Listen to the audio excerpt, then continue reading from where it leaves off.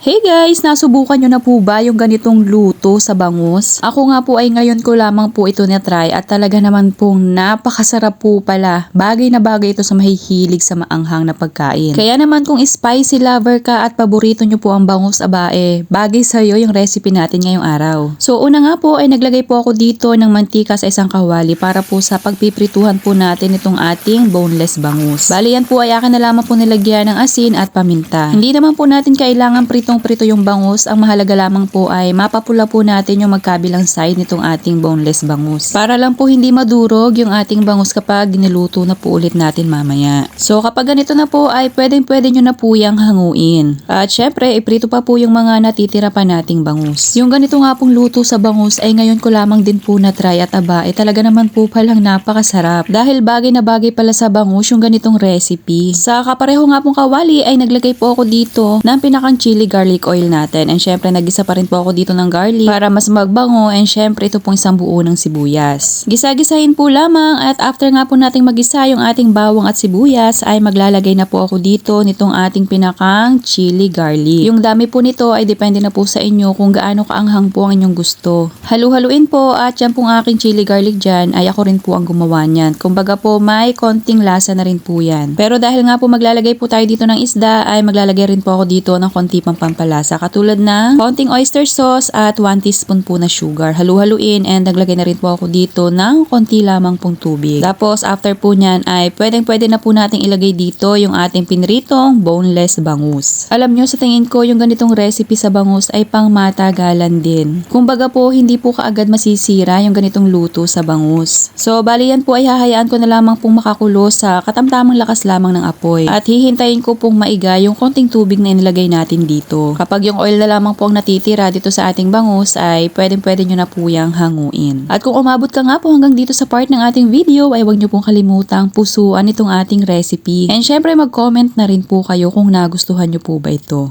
So ayan na po, ready na po itong ating chili garlic oil boneless bangus. Thank you for watching. Serve and enjoy!